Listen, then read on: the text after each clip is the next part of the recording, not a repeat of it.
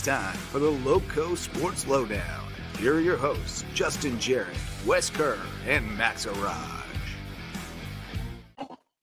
Hey, Loco sports fans. I was wondering what we would see of Max when we went live because he was darting in and out trying to get himself all set up. And I said, hey, man, the show must go on. So whatever we see is what we see. But welcome to the Loco Sports Lowdown. Justin Jarrett along with Wes Kerr and Max Araj. Gang's all here.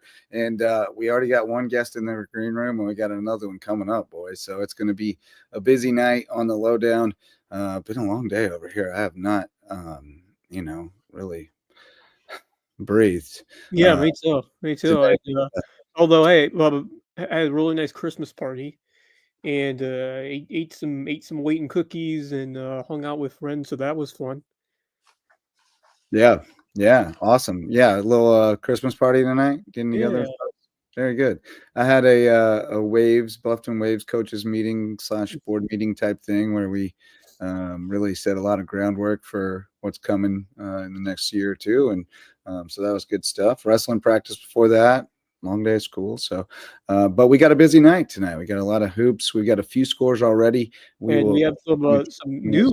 We have some big news. I started to hear rumblings yesterday, and then saw today that the cross girls game at Hilton Head Christian Academy was postponed. Got a little more information, and now we got the man of the hour with us tonight, Coach Fish, Matthew Fisher Davis. What's up, man? Hearing some news that the girls sat out tonight in defense of you because you were let go over at Cross yesterday, and interesting news, and wondering what perspective you can lend. I mean, it's just kind of unfortunate situation right now. I mean, ultimately, there's just a disagreement on how things should go in the future. So, I mean, yeah, they ultimately just ended up letting me go. I mean, I appreciate all the love and whatnot from the girls. Hopefully that they can figure things out, get them kids back on the court. But yeah, I don't really have too much other than that. Yeah, it was definitely shocking because you guys, I mean, you came in a few games into the season last year, and it was pretty immediate chemistry, and guys rolled to the state championship, and then you're off to a great start this season. Had a nice win over JP2 locally, and went out and challenged yourself and played some big time competition. Had a tough loss to Irmo, tough loss to Liberty County, but looked to be on a path to another state championship, and then. Obviously, this is a big blow to that, at least at the moment. So the girls obviously are reaching out to you, I guess, and showing support. Clearly not wanting to play tonight. The future a little uncertain, but what are they saying? Yeah, I mean, right now, just trying to still figure things out. I ended up going to the boys' game tonight. I wanted to support the boys and let them know, like, yeah, I still love them as well. Thought they fought hard tonight. But like I said, man, it's just kind of an unfortunate situation that hopefully it could be rectified here soon. Very good, very good. Well, yeah, as Kevin Libby says, the girls' actions speak loudly. They want their coach, and that's speaks volumes to what those younger girls, like how much they care and how much they want to have a say in this. It's a tough situation. I really do hope it gets rectified and things go the right way for you and for this program. So, sending all my best wishes to you, Coach, and respect the heck out of you and what you've been doing. And I appreciate that. I mean, like I said, they got a new AD over there, and he seems to have a strong vision on where he wants to go. So, I mean, hopefully it all works out for him. I think that he has ideas that he'll roll with that he think will make him successful. And hope everybody is on board and supports everything over there. And I mean, I wish Cross nothing but the best. I know that there's a lot of people who've been fighting to kind of get things going over there athletically, trying to become a respectable school. And there's a lot of good people over there, a lot of people fighting a good fight. So, I mean, I wish them nothing but the best. Hopefully you get to see them girls on the court here soon. But, yeah, just an unfortunate situation, that's all. But honestly, for me, like, there's absolutely no hard feelings. I love all the kids over there. I love most of the people I work with over there as well. I wish them all I wish them all success, and I hope that they get it on the right track.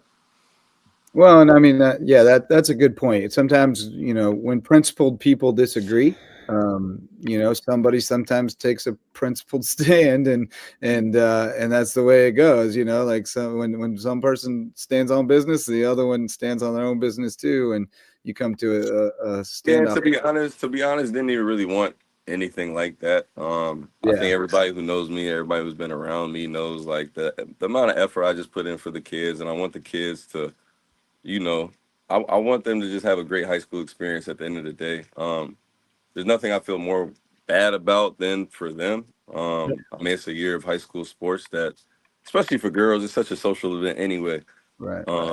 They'll miss a lot of those moments and experiences that they can create, and I mean, it's just one game. I mean, I met with some of the families last night, tried to get people to play, but I mean, when you have the impact on people like that, that's Yeah. something that you can't really measure You can't or write replicate down. that. Just expand on how your time coaching high school sports, how important high school sports is, and how much it means to these kids, and the teaching moments and the lessons that they learn. Just throughout your time coaching, just explain how important what high school sports is.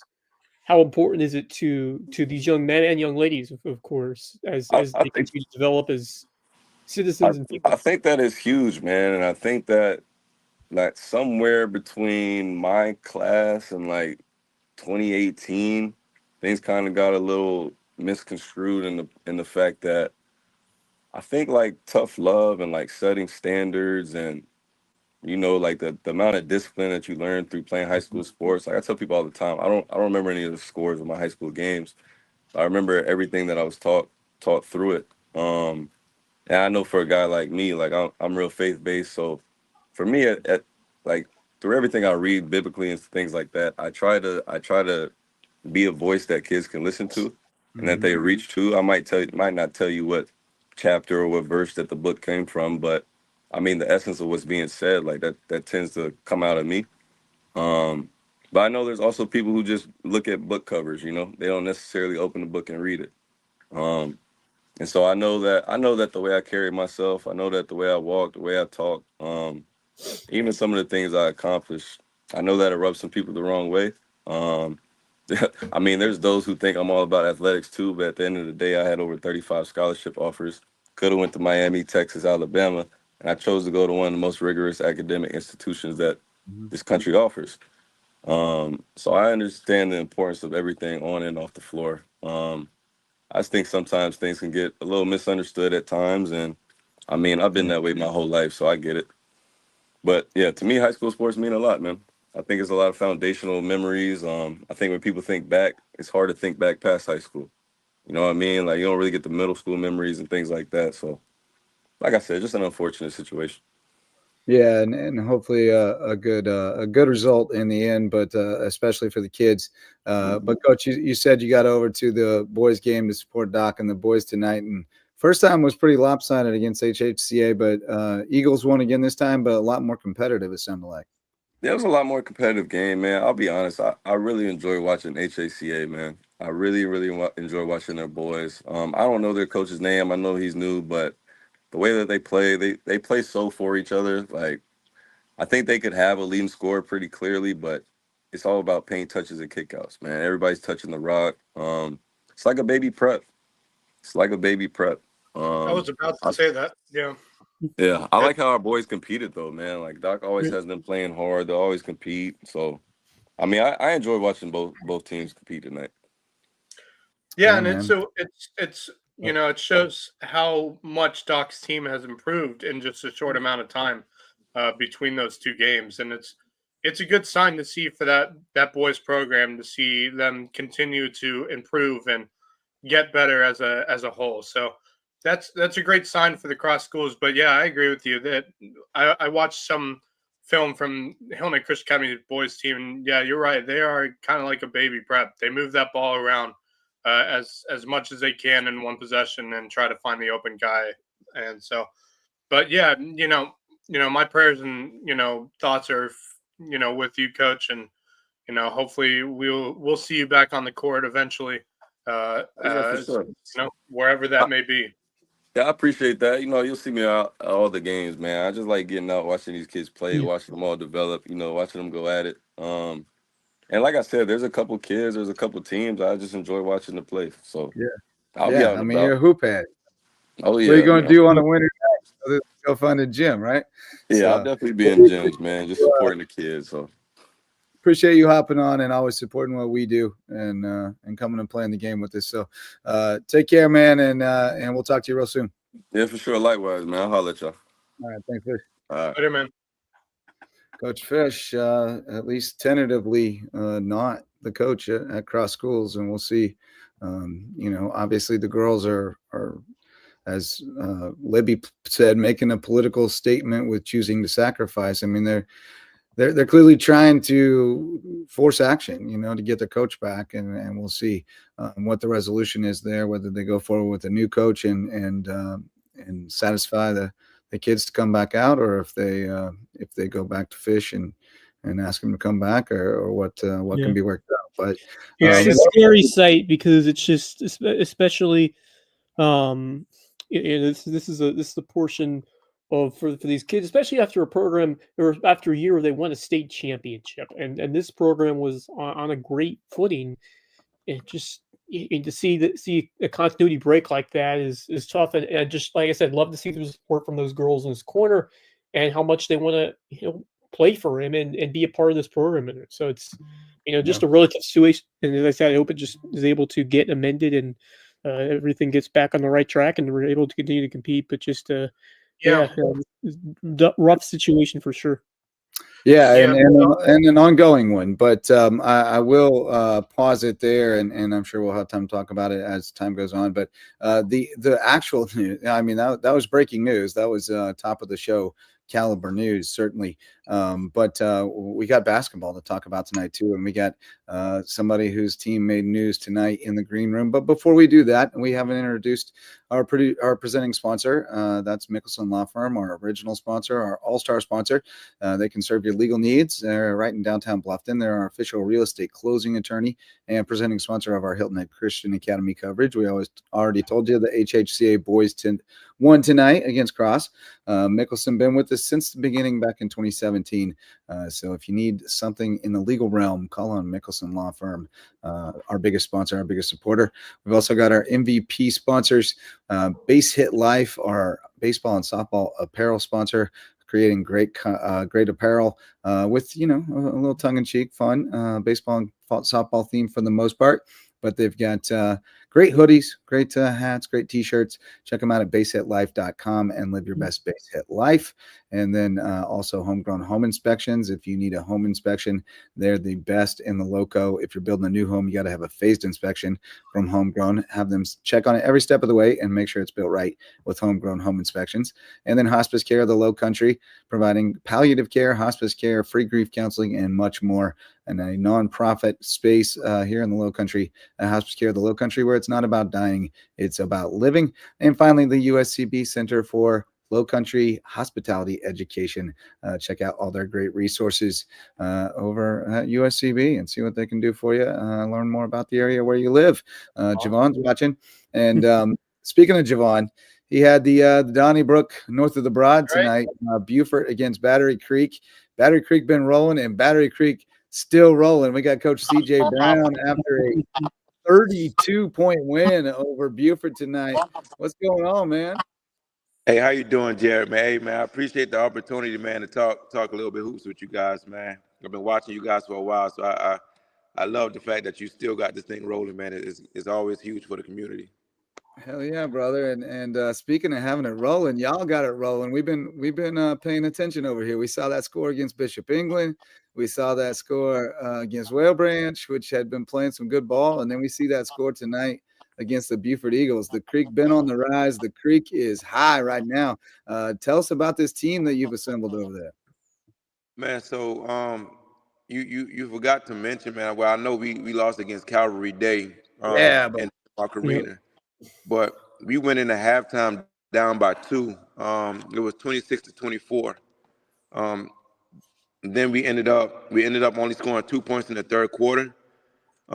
which killed our whole game. But then in the fourth quarter against Calvary Day, man, we were able to get it back within 5. But then we ended up losing by 11. But just to be in that atmosphere, playing against a really solid Calvary Day, against some high caliber, as you know, we did a couple of interviews with some media guys. Those are some D1 prospects. And to be able to I start 3 sophomores, 1 junior, 1 senior. So our team is pretty young right now, man. And to go out against that Calvary Day type team, man, and perform the way we did on the stage like that, I really think that set the tone for our season. So that first game of the season really helped us look at some things and see how well we're gonna do throughout our whole season and now. Yeah, go ahead, Max. Yeah, I mean, what you guys have been doing is it's really fun to watch this team play. And the couple times that Javon, a fellow Battery Creek alumni, broadcasting those games, so we get to see the live stream of the games, watch them, and how you guys play the game, and it's really exciting to watch. And region play will start soon, and that's a tough region. But tell me about how competitive you think your team will be going into region play, and what should be a really fun and exciting region this year. Well, we still, and of course, man, the winning is good, man. We try not to take it away from the guys as much as possible, but it's kind of hard with us, man, because we still leave a lot out on the court, and a lot of our maturity sometimes shows a lot. Mm-hmm. Even when big games like this, they still make sophomore mistakes. But again, like you said, man, we got Oceanside and OW and North Charleston, and Hanahan look a lot better than they did last year. So we're in a pretty strong region, man, and I think if we continue to keep on getting better, grow up a lot and mature a lot, I think we'll be able to compete more on a higher level. Our goal right now, man, is to split. Like we got a tough crowd coming here at Battery Creek, so if we can get somebody at home and surprise them and surprise one of those teams on the road, we should be sitting good when come region.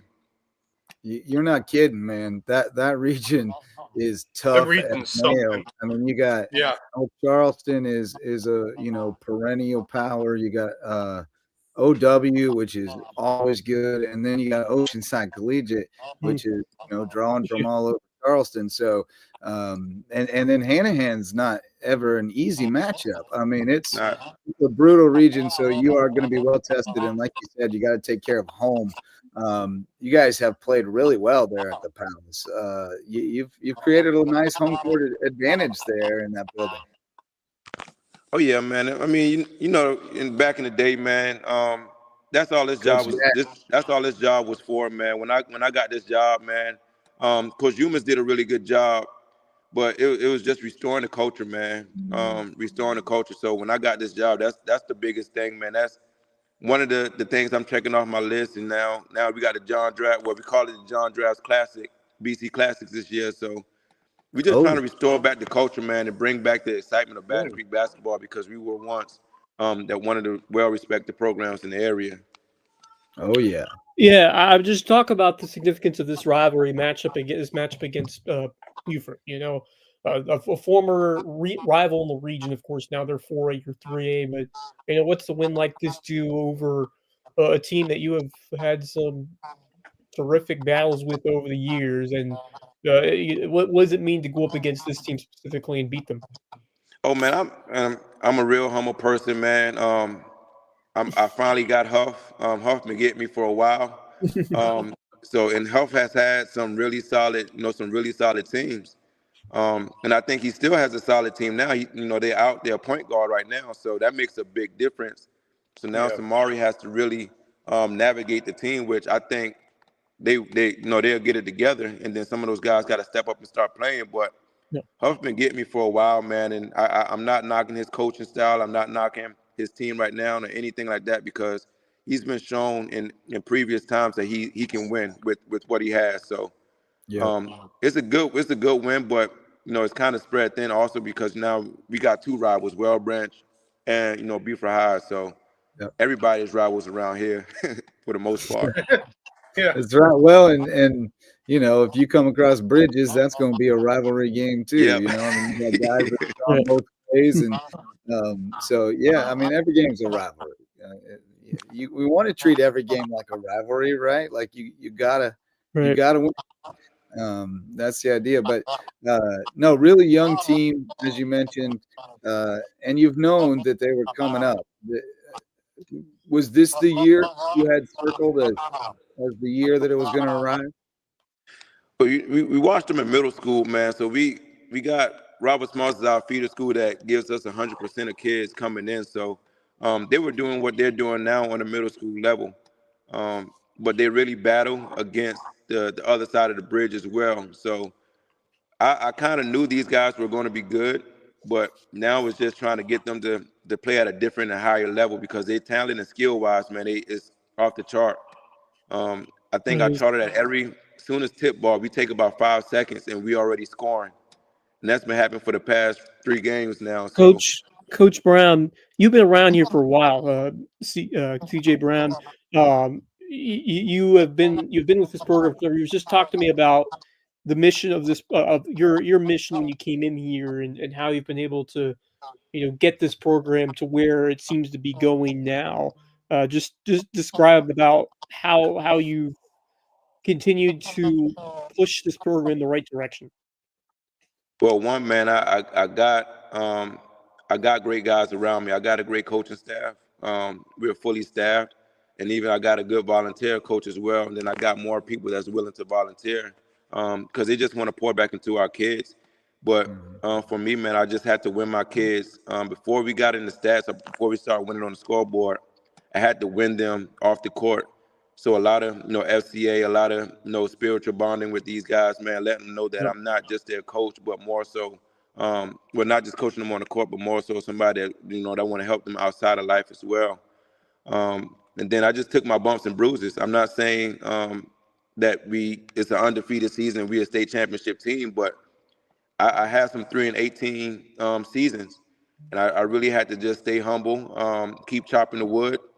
I don't think it was nothing about the coaching. It was just trying to balance everything out, man, and get our guys to really buy into winning. So now we're starting to see all the work that we put in previous years before. So now it's just all about getting our guys to continue to do the same thing that they're doing tonight. Yeah, it has not been an easy road, as you mentioned. There were a couple of really down years in there where you had to keep your chest up and keep preaching, and it's hard to get kids to believe when the results aren't coming. So a lot of credit to you for continuing to persist, and to them for fighting through it and getting there. Was there a point that you felt like you kind of got over the hump? I did last year. Last year was my first year making it to the playoffs. This is my 6th year, so my 5th year, which is last year, was my first time making it to the playoff with some really good guys. We came in 4th, but then we went down to Loris and only lost by 6, and that was a tough game to play because, of course, with my daughter passing, I wasn't really ready to coach that game, but I had to go coach because at the end of the day, man, the guys that supported me, been there with me, the coaching staff and everything. So that was a tough era, or a tough time in that part, making it to the playoffs and then losing by 6 when that was a winnable game as well. So last year was like really that turning point to this thing is starting to turn in the right direction now. Mm-hmm. Yeah, you mentioned your daughter's passing, and it's interesting that was kind of the timing of things kind of galvanizing for the team.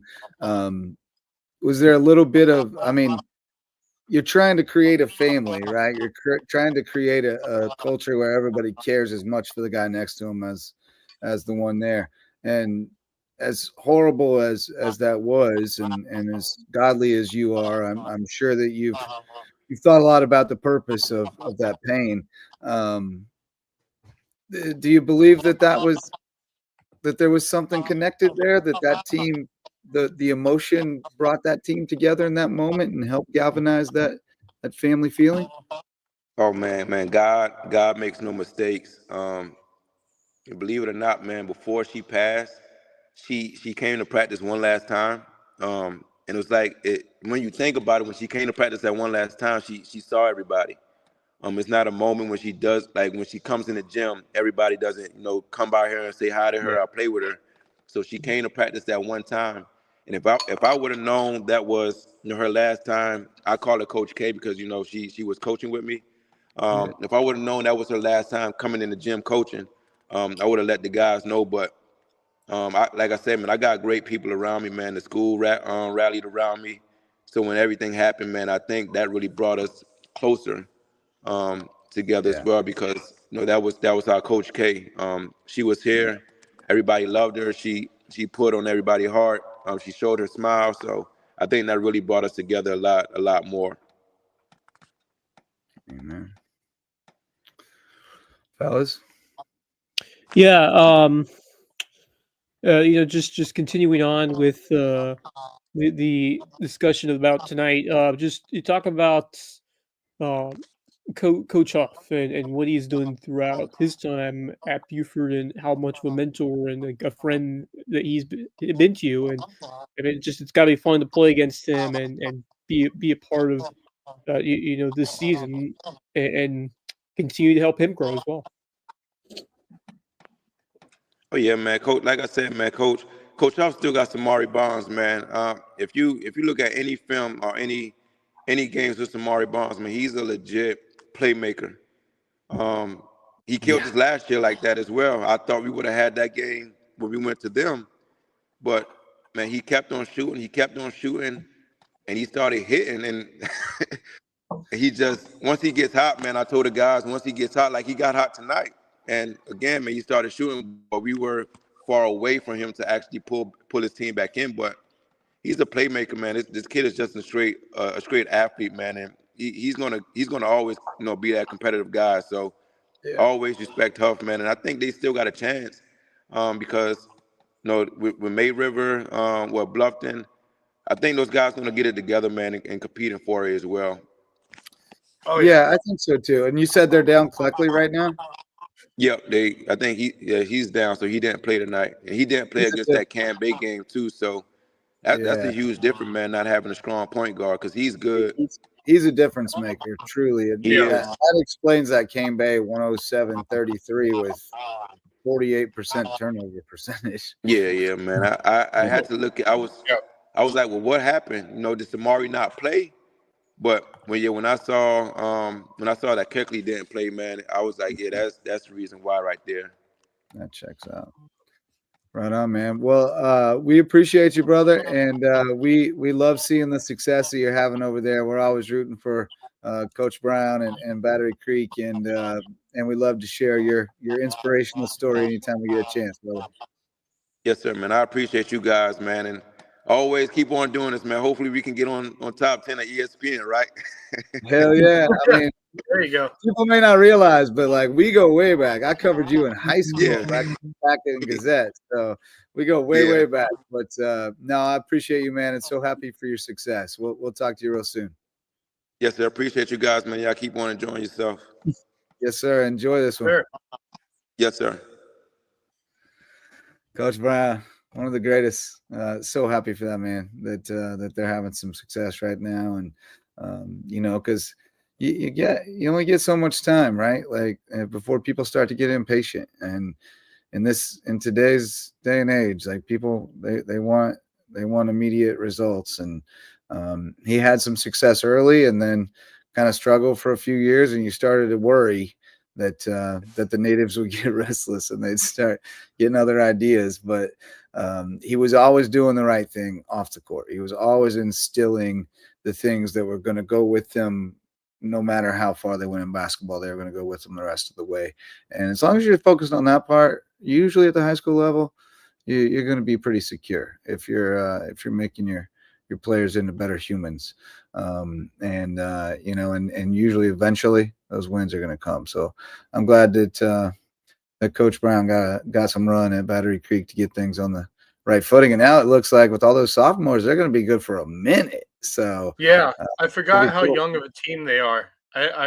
genuinely forgot that they were such a young looking team because they've just been playing so well lately that you would think they're, a mainly upperclassmen team, but they're not. It's a Yep. young team with a lot of talent, and a couple more seasons with those fellas, they're going to be I really. co-sign that. What Kevin Libby just said, not the all of everything he's saying, but especially the culture in the middle school programs. Yeah. That definitely rings true because you see programs develop from the ground up at the JV level, and that's important because that's how you really grow sustained Yeah, success within those. exactly. So they're doing it the right way. The Creek, Yeah, I and for mean, a team like that, where yeah. Creek is no disrespect to Creek, but they are some of the they're the team around here that sometimes slips under the cracks in terms of we talk about the Hilton Heads and the Blufftons, the Bufords. Right. Yeah, they're kind of on an island in They've been a 3A. little brother for a while. In that kind But, of, I it's agree great with to, you. Yeah, it's Wes, I great agree to, with you, man. Because the talent they bring in from Robert Smalls, and Robert Smalls has a fantastic basketball program Yep. that has really stayed Yep.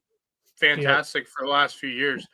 To see some of these kids move from middle school and JV up to the varsity level, and most of them going great. to Battery Creek, it's been really fun to watch how this Battery Creek And this program team has has had some grown. rich history. I remember a couple of years ago when David Oh, Smith was there. oh yeah, He was an all-stater when you was there at Creek. They had a couple of dudes in the past, so this is not a program that's been at the bottom every single year. They have had some solid seasons, and I love Oh, when Creek is in the conversation in several of these sports. I remember their softball state championship a few years back. yeah. That was fantastic. But it's great to see Creek competing and winning against other local teams, and not even that. I mean, wrestling's also been a great program over there at Creek. So, man, I'm all for that school 16. They definitely deserve it, and I love when the coaches buy in and provide that effort. And CJ Brown's doing a fantastic job. Someone who's stayed the course for a while, and it's been awesome to see the fruits now coming for him and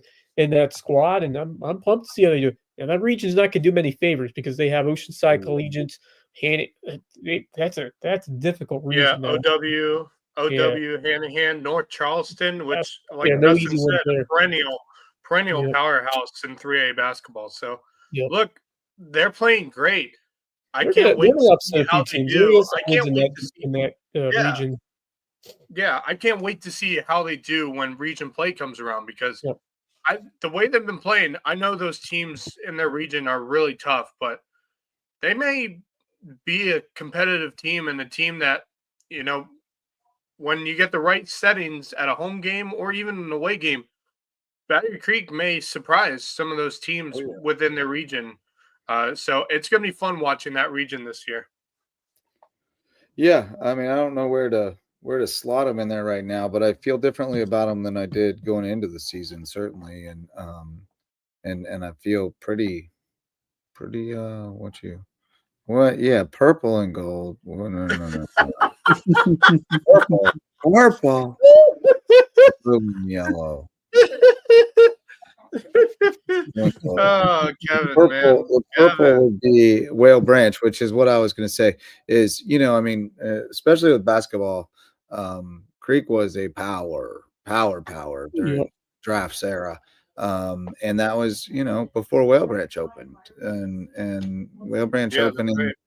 it split a lot of that talent in half in that part of the county, and Whale Branch's teams have been really good, so we're getting now to a level where maybe there's a little swing back in Creek's favor. I mean, I think both are elevating at the moment, but it mostly comes from CJ and the time that he's put in and the way that he's built a program at Creek. It's not he isn't just the high school basketball coach. Like, he's building a high school basketball program, and he's doing it with the little kids and bringing them up through, and he's involved with the middle school and has them working on the stuff that they need to know when they get to him. Right.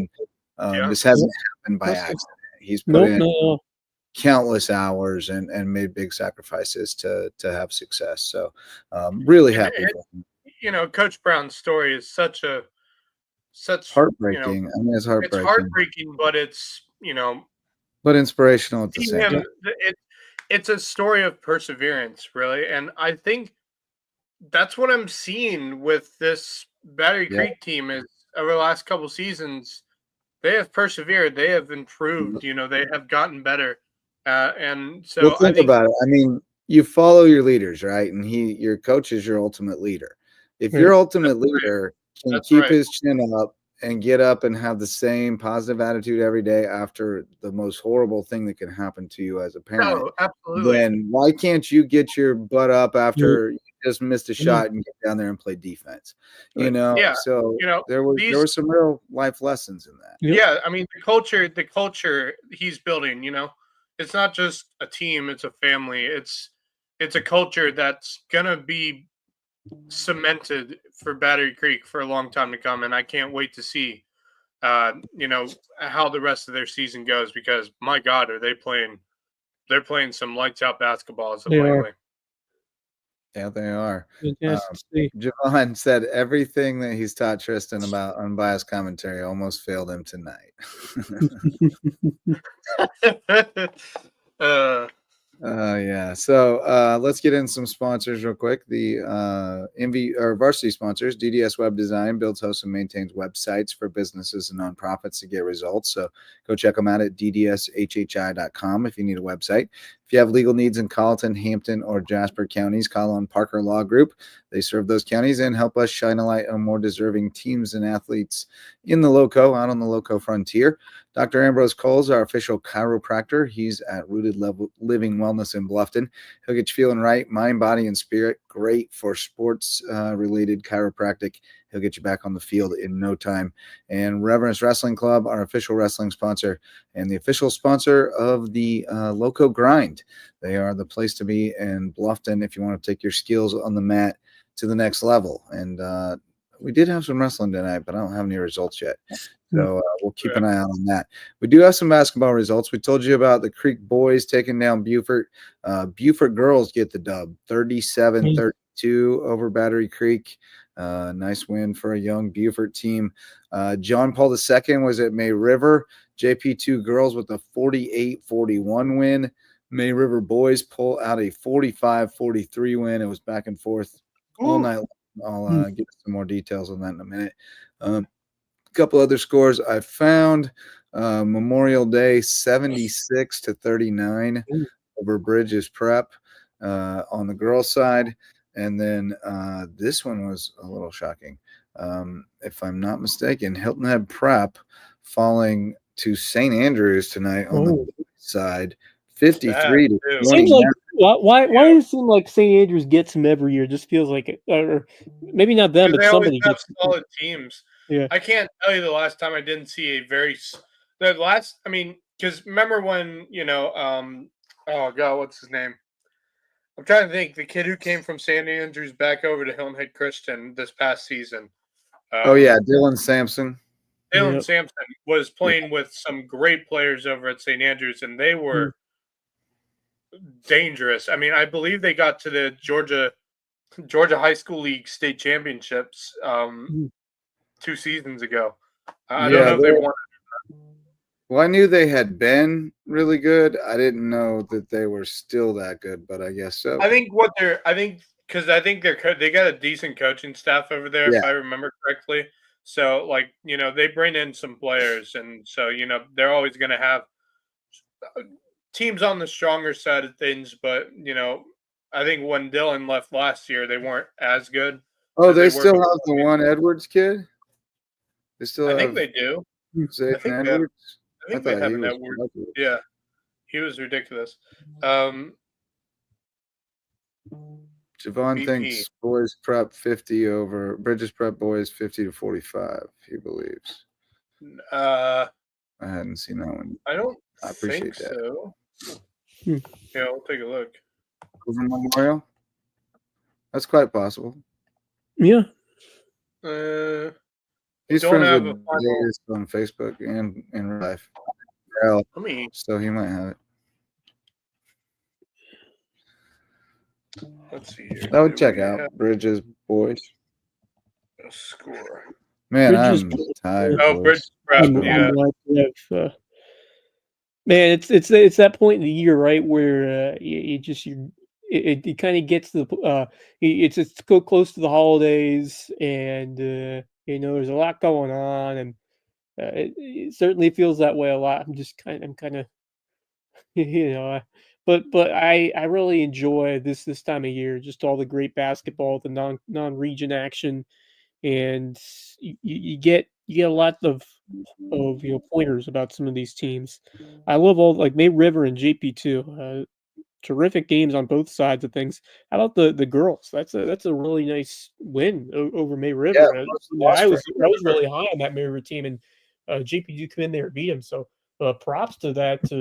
Is Kara Floyd still there at the helm of that JP2 program?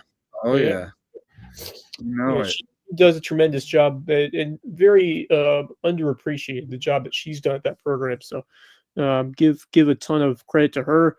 And then 45-43, a crazy one, a dramatic. The year where everyone has ringworm, Libby says. Yeah, wrestling season. I mean, wrestling season can be true. But yeah, both JP2 teams I'm very impressed about with some terrific starts. They're playing 4A basketball, which is not going to be easy. I wish they played 3A, but hey, it's all the mercy of skills. What it is. You is what you is. Yep, we play the teams in front of you, and hey, JP2 is going to give a strong fight to get against most of them, in my opinion. So good on those Golden Warriors. You're doing some things really well over there, and excited to see them in action coming up. Hopefully, they have some more games in the future that I'm able to see as we get into. JP2 Bridges. Perhaps should be a good one on Friday. Yeah, that's just the guys game. The guys game. I think the girls game. JP2 I would assume would have the advantage of the guys game. Should be great. I'm looking forward to that one. We also have Hilton at Prep tomorrow, or at least just the boys or the girls game, unless the boys game is missing from the docket. Right now it's just Hilton at Prep girls, but no boys game. Possible. Yeah, I couldn't tell you offhand. Yeah, I couldn't either. But Prep, no, I don't have them. I got them playing on Thursday against Buford Academy. Just standalone girls game. Interesting. Yeah, must have been the Cross Hillmate Christian Academy game. I do not have a score yet. I have not seen any scores come in on either social media or Max Preps. So if anyone's watching, was that the cross game tonight? Fisher was. So yeah, Max, I want to hear your thoughts. You weren't on yesterday. We kind of went through the Saturday games.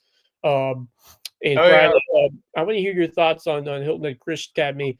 There are a few girls that really have impressed me on that HHGA squad, but they're still trying to find it collectively after losing to Maya and many others, Devin, and just terrific senior class, and of course Morgan Scott as well. Do you expect them to get into it as we go on here? Because I feel like this team still is going to be a challenge once the season goes along. I feel like there's some talent still there. Yeah, here's the thing. The problem for Christian Academy is it's a new coaching staff, which is fine. It's a great coaching staff from what I've heard from multiple parents and fans of Hillmate Christian Academy sports. They say that the girls' coaching staff is fantastic. So they're starting from the beginning, realistically. They're really starting from the beginning, trying to build a program up again, and I think they could be a problem, but the problem for them will be they're playing 4A basketball at the girls' level, and it's just a completely different ball game when you get to the 4A level in Skeeza. The gap between Skeeza 3A girls basketball and Skeeza 4A girls basketball is on a whole nother level. And, some of the schools up in Columbia for 4A basketball has D1 commits, to schools like South Carolina and other places around the country. So I think they can be challenging because they're so well coached. But the problem I'm having is they don't have the talent to compete at the 4A level right now. And hopefully they can get back to what it was. But, I think coaching is going to help, but I don't think with the talent, I just don't think they're going to be able to hold their own when region play really begins. They may pick up a couple wins here and there, but I don't know if they'll be able to hang in with some of the other teams within the region. Yeah, that's true. Skis is very interesting because you can bring in some, especially in the basketball side. They can hold their own against a lot of high school league teams. So you talk about the prep, all those transfers coming in and how they are continuing to be good. So, yeah, it's a changing landscape. I expect that program to be right back up there, or at least close to it, because of the history there and just the feeder system because it's a nice spot. It's right in the middle of Bluffton. You should have some strong talent coming in there. So, I feel like that program's going to continue to take steps up again. If they are down this year, I wouldn't be surprised that I wouldn't think they'd be down for long, just with the nature of that program. But the different coaching staff will put in the twist on it for sure. And so I'm interested to see how they do this season, because there's there's still players there from last year.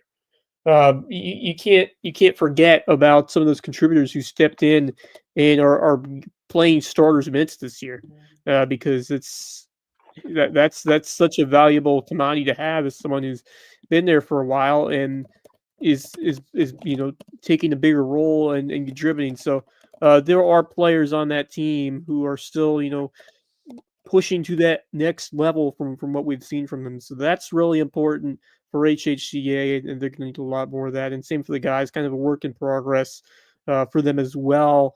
Who I was mentioning earlier, Anna Kate Taylor, she was terrific last year when she stepped in, and now she's picking up a bigger role and she's playing well. Sissy Thompson's someone to watch. She's just a freshman. Grace Averett, the senior, was playing some good ball. So there's some younger players who have shown us, especially that Sissy, that freshman. She was excellent in that prep game, and of course Missy Langhouse, the seniors. They have a couple of seniors, but they have some younger players as well that I will definitely continue to take a look on as the year continues. But what do you think of that? That Bluffton, you missed the girls' game, which is the best one, but that prep Bluffton game, Hilton and prep showing. I was not sure how they dropped one today to St. Andrews, but that's seems like St. Andrews is loaded. They're really good. They are better than I. They got a couple D1s. They got a couple D1 players on that team. Fish says they're very, very good. Yeah. And also, hold on. I gotta do it. Do the roar. Gotta do the roar. Hilton Head Prep Girls over St. Andrews, 45 to 17. Don't sleep on those Dolphins. Man, I think they are a true 3-8 contender. 17 for Courtney Campbell, 17 for Erin Cleary. Yeah, Cleary has been the breakout player for that prep team. She had a nice performance. Yeah, that's interesting. The Bluffton win. So keep an eye on her. She has become a nice shooter and a good, secondary contributor to what we have seen. She had 8 against Bluffton in the win, 44-42. Courtney had 26 in that game. Cleary had 9. But yeah, keep an eye on those Dolphins. I'm excited to see what they do going forward. Let's see who they have next. That's a really nice win, by the way. Oh, of course, Hilton had tomorrow. So, yeah, that's another. I won't be surprised if Prep wins that one too. Hilton Head, it's kind of unknown. Linda Young's gone. Who else do they have? I know that Brandon Zusk's a good coach. I'm sure they have some good young players, but that should tell me a lot about both those teams. So, if that game is indeed the case tomorrow, if that game does happen, I'm excited to see the results. I will not be able to attend, but it should be a great game over there at the Nest. Yeah, so Hilton Prep Girls, one of the better surprises of the year. And that means surprises because you knew Courtney Campbell was playing well, but the team success, it's been awesome to see that, especially for Courtney, because the yeoman's work that she has done with this team when in those lean years where she was the one go-to player and she was scoring a bunch of points, but just didn't have much else. So now they're starting to see the supporting pieces grow with that team. So fantastic for Hilton Prep. Love to see that. And I really think, as I said, 3A is there for the taking for them. Yeah. I think they'll be right there in the mix. Don't have for sure final scores, but Whale Branch with the sweep over Hardyville, the fledgling Canes in their first year of varsity hoops. We're piecing it together, boys. Hey, at least the football season, it sets the tone, and they had a pretty darn good first football season. I will tell you that. Yep, they're making a little progress, but hopefully, I don't know. Region's pretty tough. I saw the new rankings. Denmark's number 1 now in the boys. Oh God. Yeah, right. Exactly. Let's see. We don't care about the 5A. The 4A Bluffton boys dropped out, which is fair enough. Too surprising. They were right there at 10, right? Or right at the bottom of it. I think so. May River girls jumped into at 6, but we know that 5-0 start was kind of a little bit of fool's gold, and now they lose to JP2. Yeah, they're going to drop out. Yeah. They'll probably fall back down. In 3A, talking about the strength of that boys region, you got OW at number 2, North Charleston at number 9, Oceanside at number 4. Oh. Yeah, it's a stacked region. So that's why he's saying, like, if we can just beat them at home, like if we can split with all of them, that would be huge. Because not everybody will split with everybody.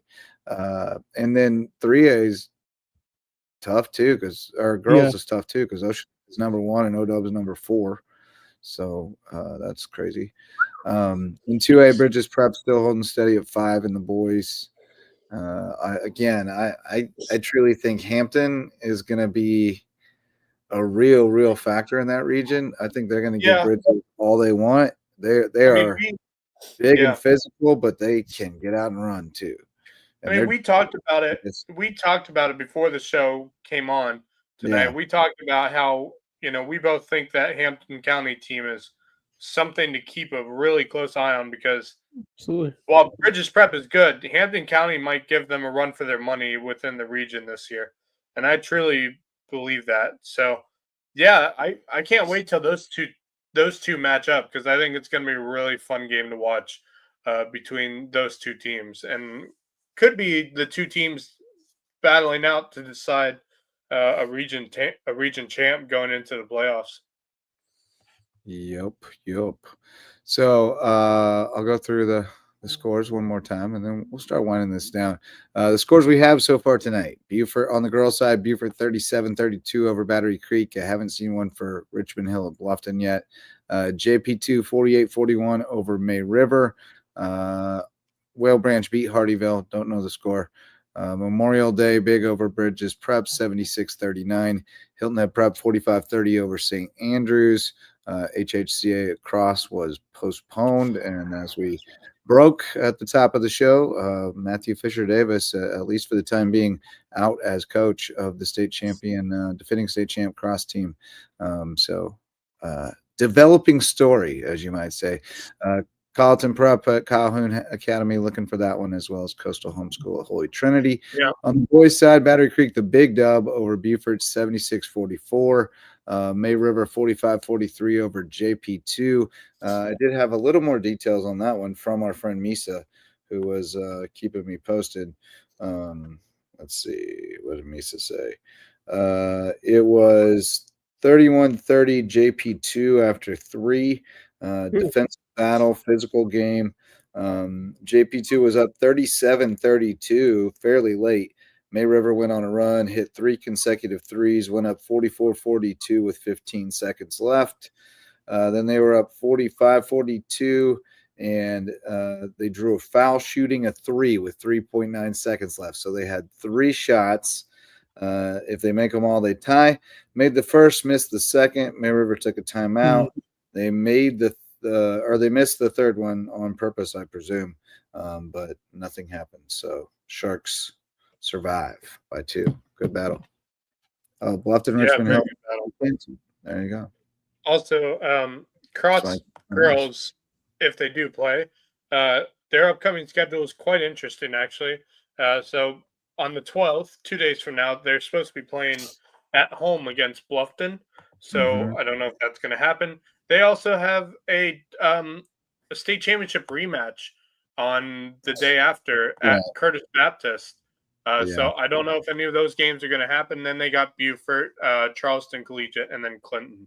So we'll see what their schedule ends up looking like, depending on if they unfortunately have a girls' team by the time those games come around. Which as of right now, I don't know if that's going to happen. I don't either. I think they're pretty dug in. I mean that's their coach. Like they play. That's right. That is their coach. They play with them. They train with him year round. Like it's not. Yeah, absolutely. It's not just your typical high school coach. It's like the guy who is training them to be college basketball players. And right. Absolutely. So it's like your private coach and your school coach all in one. And so it's a delicate situation. It really is. Here's a thought from Javon. 2A boys could be close if Whale Branch figures some things out. I agree. Yeah, that's true. Bridge is prepped for a close game in that tournament. Now, Javon, if you could, did Tony Broxton play tonight for Whale Branch? Oh wait, you weren't at Whale Branch tonight. You were at Beaufort. He was at Beaufort. I need to find out if Tony Broxton played, because apparently my students are good sources when it comes to sports journalism. They know about everybody who got mad at their coach and walked off the court before they're out of the gym. So I heard Tony Broxton was mad. And I don't know if he went back to the team or not. Interesting. I got eyes and ears everywhere, babies. All right, boys. Well, let's start bringing it in for landing. Loco Booster Club got Court Lifestyle Pros. Daniel and Debbie Court are with Charter One Realty, and they want to bring you home to Hilton Head Island. Eagle Creations has promotional items and custom apparel plus custom gift baskets. Go over on Argent Boulevard and check them out. Jay's Barbershop is the place to be in Ridgeland, whether you need a haircut or not. I almost said Jay's Barbecue, which that's a different place. Maybe down for some barbecue as well, but Jay's Barbershop. There's probably some barbecue down there. There's barbecue. You can get some big tacos, though. There's plenty of tacos. But Jay's Barbershop, great place to get your ears lowered. I just trimmed mine up last night. It's getting a little shaggy. But I had some great Taco Bell tonight before my party. You can't go wrong. Good luck tomorrow. Good luck tomorrow. Oh no, I can handle it. I get that $7 Lux Cravings bucks. Hey, Justin, no, you're talking to the great world. I don't want to have the slobs in the morning. Thankfully,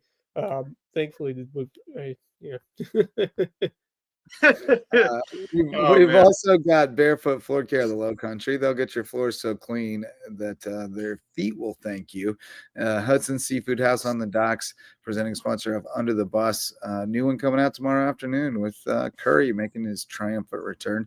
And Hurricane Sports Cafe, the place to be out in Hampton if you're hungry or thirsty. Speaking of Hampton, talked with our friend Chris Myers tonight. Don't know that we've formally mentioned this on the show yet, but Chris Myers, who was the longtime football coach at JP2 and then the offensive coordinator at Hampton the last couple of years, the new AD at Colleton County High School. He'll be starting to come back from Christmas break. And really, really excited for him. Well earned opportunity. Yeah, and that's where it all started for him. He coached there years ago, and he actually coached with Coach Kinlock's father, who was the head coach there for a number of years. And they, they had a great relationship, so it's kind of coming full circle. And he's looking forward to mentoring Coach Kinlock and helping him as needed, because that was part of what he wanted to be able to do if he took the job, was to be able to jump in and help with football if the coach wanted him to. So he's hoping that, he can be a part of that. And, we've always talked about what a sleeping giant Colleton County is. I mean, there aren't that many counties of that size in the state where there's only one public high school in the whole county.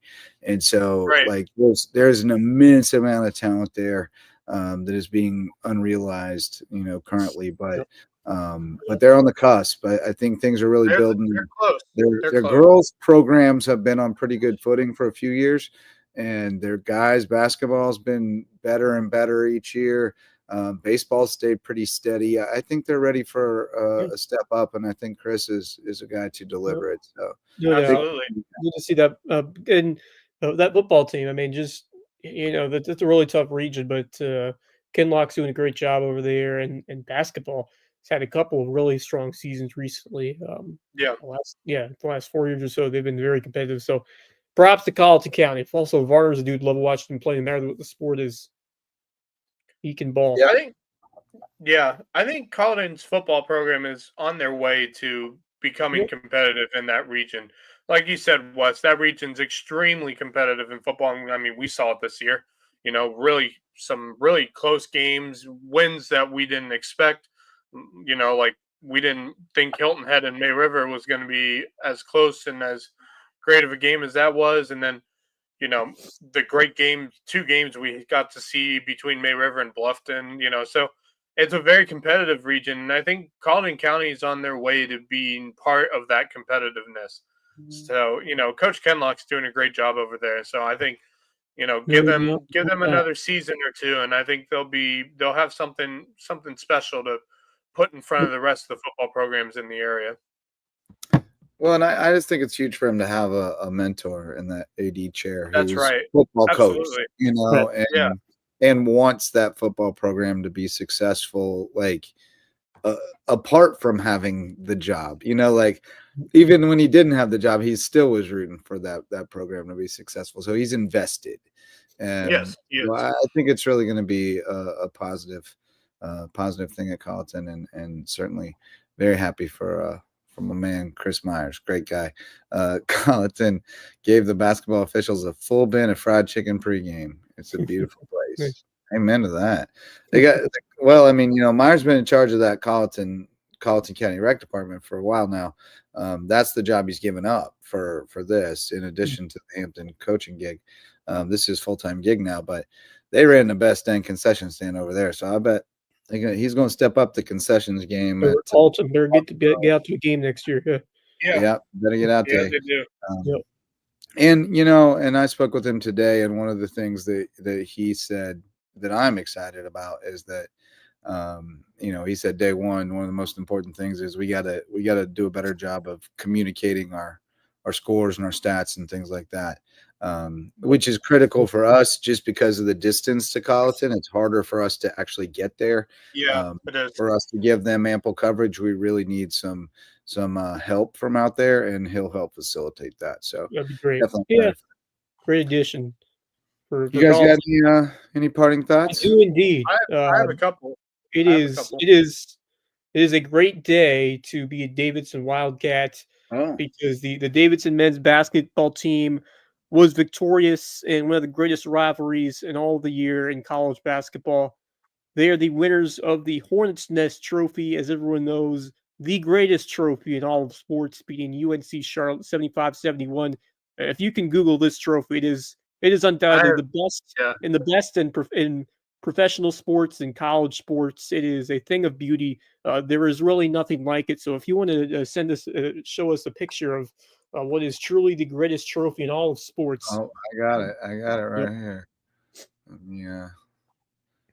Reed Bailey with 18 to power Davidson to win. Cool. They there it is. The Hornets Nest Trophy. There it is. Arguably the most beautiful trophy in sports. Davidson, man's been Curry's alma mater. Absolutely. Always had a great basketball program. So, I love seeing Davidson play some basketball, especially whenever they play my family's college basketball team, the Dayton Flyers. So, they've had some meetings with Dayton. Dayton looks great, by the way, this year. They look like they were in the Atlantic 10 for sure. They always do, man. They knocked off UConn, but they were competitive in all 3 of those Maui games in the early season tournament.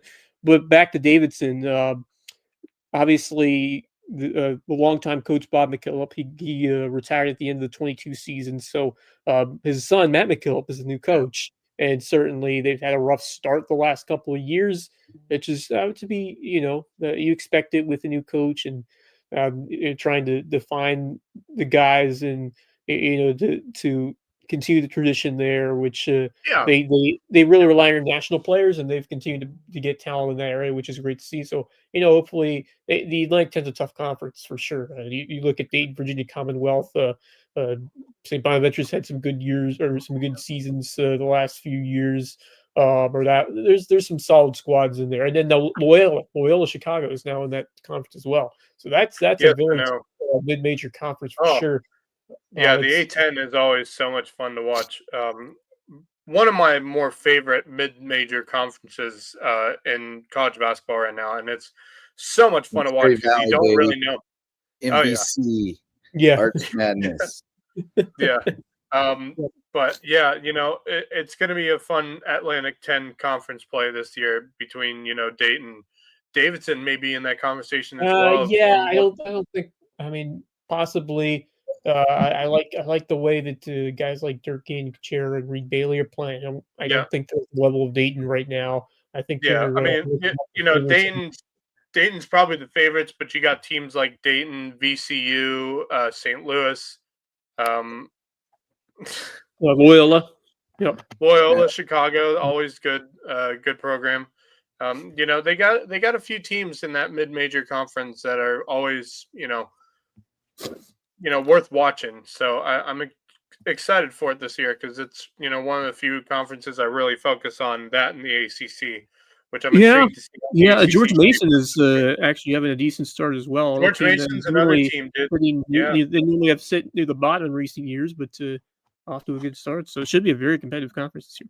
It will be. So we'll see. We'll see how it goes. But yeah, I mean, that's a cool trophy, by the way. That is a really cool trophy. I do like it. Something different, man. Something you don't see. And can I do a double segue from earlier that I thought of? So I already had one. So my brain is in a host mode. So I'm like, oh, there's a segue. And then you keep talking, and I'm like, well, it's too late for that segue now. Oh, there's another segue.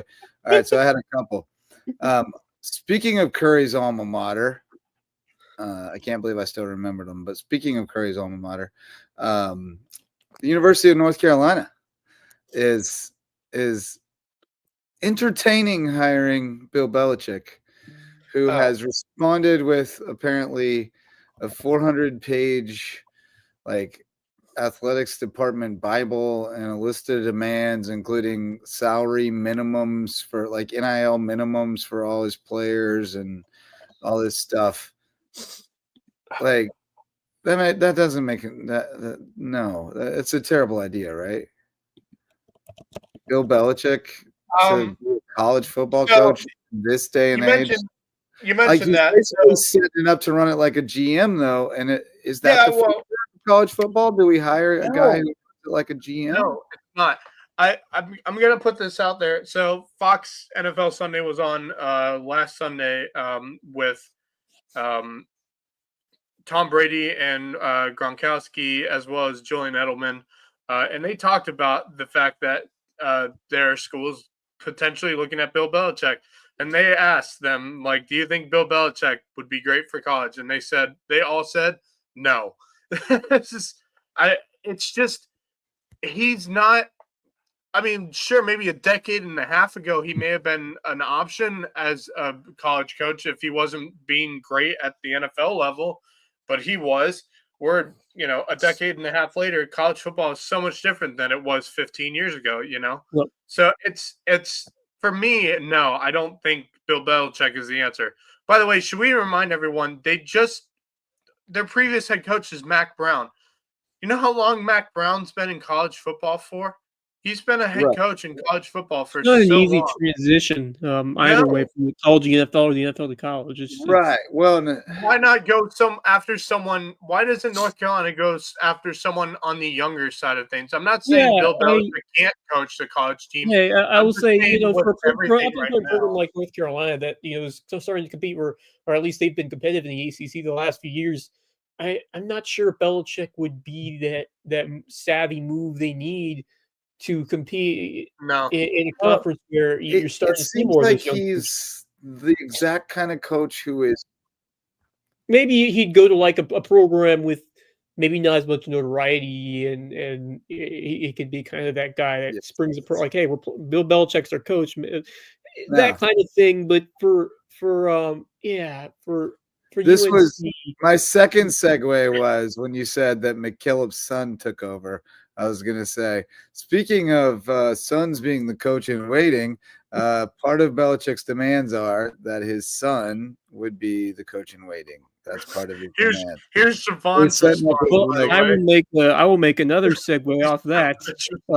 Congratulations to University of North Carolina women's soccer program on winning the College Cup. Yes, national Olivia champs. Thomas with the free kick winner in the 62nd minute, and they knock off Wake Forest in the Battle of North Carolina Schools to win their first.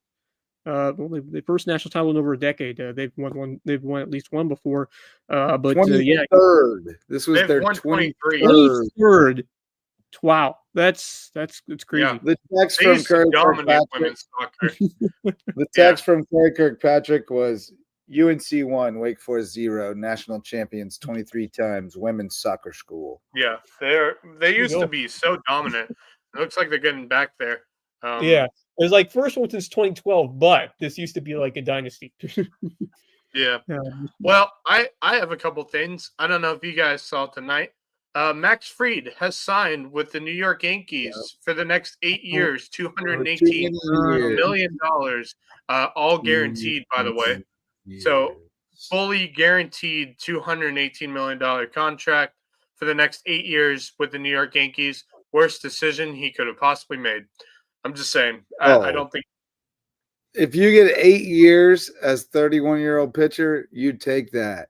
The Yankees decision. The Yankees were for the Yankees. What are they like? That's a risky move.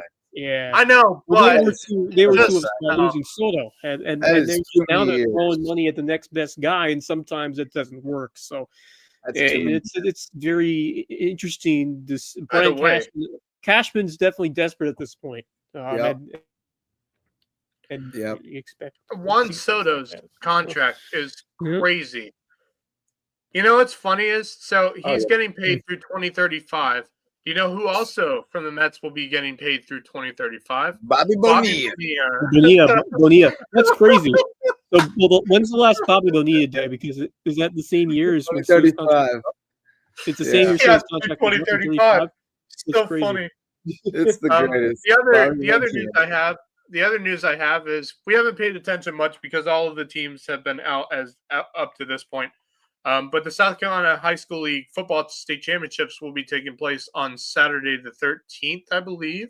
Over in Orangeburg.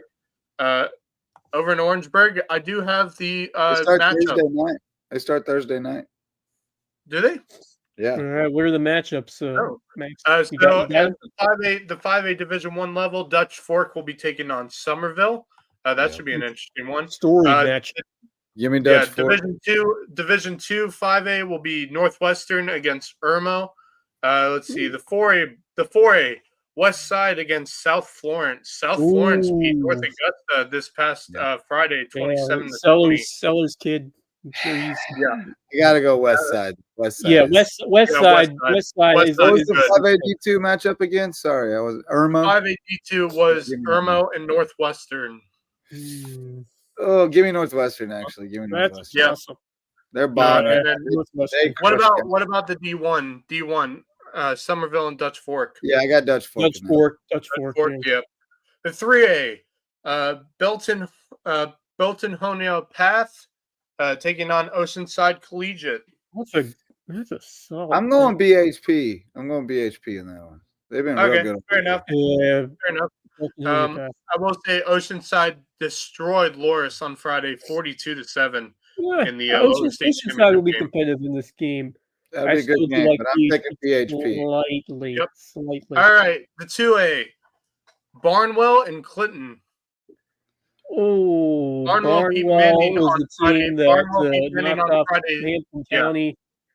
I'm going Clinton. I'm going Clinton as well.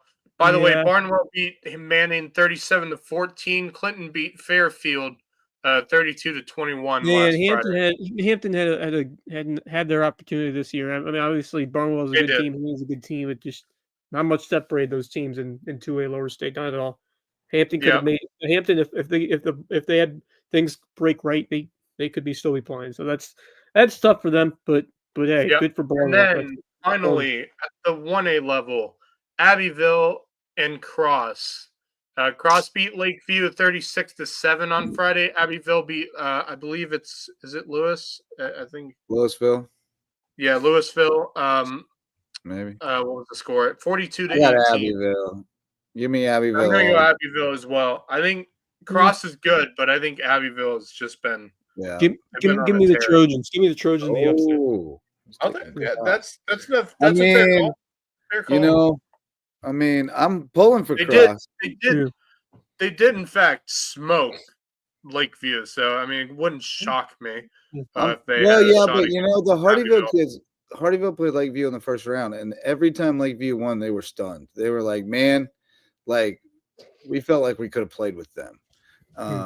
They really were shocked that they kept winning. So I really thought Cross was going to win this week.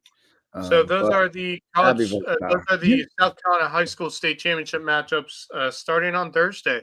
Yeah, I don't know what games are being played on Thursday or not. The weekend of champions, as they call it. Yep. Let me take a look here. Yeah, I forget which ones are Thursday as well. Yeah, I think every time the last two times we had one where Buford was in, both of them were on Thursday. Let's see here.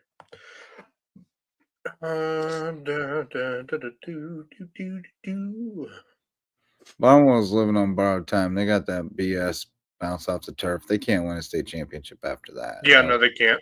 Let's see here. Ball would definitely lie if they won a state championship. All right, so here's the games for the 12th. At 2 o'clock on Thursday. Weird. Which ones?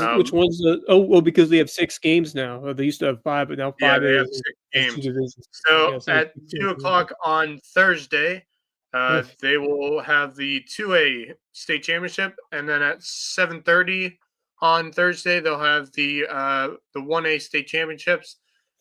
First game on Friday will be the 5A Division I state championships at 2 o'clock. The game 2 will be the 4A state championships at 7:30. I heard today that Dutch Fork is making that the half day, so the student body would. I think Somerville was giving them the whole day off or something. I would give Dutch Fork the whole day off for that matter, because that's a lot of kids to go down for that game. Saturday at noon, the 3A state championship game, and then at 6 o'clock will be the 5A Division II state championships. All right, should be a good weekend over in SC State, which is a nice venue for it. Wish we haven't had a team yet. But we have not had a team get there when it's been at SC State. Hopefully they'll change at some point if they continue to play it there. Yeah, I covered many moons ago, 2005, I want to say. Hilton Head Prep versus Carleton Prep state championship game there. Chucky Scarmanach and crew with the dub for Hilton Head Prep. That was a long time ago. Those were the days. That team. DeAndre Morrow, Niles Murphy. Had some good ones. Some people forget that Paduzzi was the head coach at Prep, which is so shocking. Indeed. Hard to believe. Yes, indeed, I remember it. I remember going out there and watching those. And I remember watching the game. I remember the day he left. I do. I remember watching. I don't know what year it was, but Prep playing Christian Academy at the Hilton High School Community Stadium for the state championship. Oh, that was an epic battle. Right. Yep. That was a moment. Michael Herman. Yeah. Was it Michael Herman against Sergo in that game, or Herman against Gilmore? Was it Sergo? Wait. What I think it was Sergo. It was 2008, wasn't it? I'm trying to think. Hold on. 2006. Christian won it in 2006. Prep won it in 2005, and then it would have been 2007 they played each other. So it would have been Sergo. It would have been Sergo and Herman. Yeah, Herman. Yeah. It was definitely Herman. I remember that tall dude.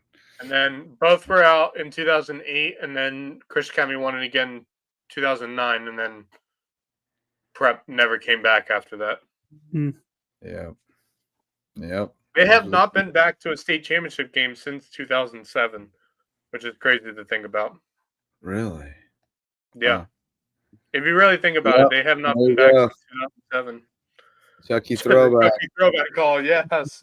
Chucky throwback. Philly special. Yeah. Pittsburgh. That was the Pittsburgh special. Or the Philly special. But all right, boys. Well, good show tonight. Turned out to be a heck of a night. We had Fish coming on to breaking news. Paducci's like a great restaurant. Here forever, regardless of location. That's true. Well, if you want to go way back before Hilton and Prep, he was at Battery Creek. That's right. He was. Came straight off the base, coached a little football over at Battery Creek, and then made his way over to the island. And he liked being back at Battery Creek this season with Christian Academy. He enjoyed being back there. How about Pee Wee Herman? Pee Wee Herman.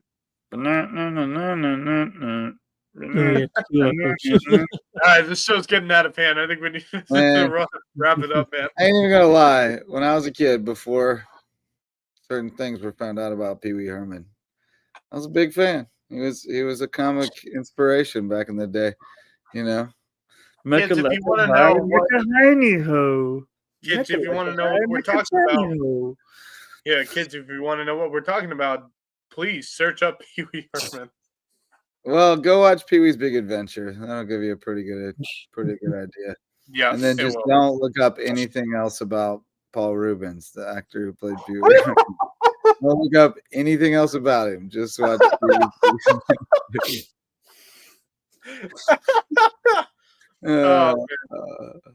All right, boys. Great show tonight. Again, Fish broke news. We got to be real journalists tonight. Crick is rising again. We had our man CJ on tonight. Inspirational dude, and been through a lot of adversity, but continues to persevere and instills that in his team. And great to see them having success. Hope it continues all season long. Thank you guys for being the best wingman anybody could ask for. Even our virtual wingman, Kevin Libby and Javon Livingston, hyping us up, gassing us up in the comments. Good times tonight. We'll try to do it again tomorrow night, assuming we're all upright around 9:30 or so.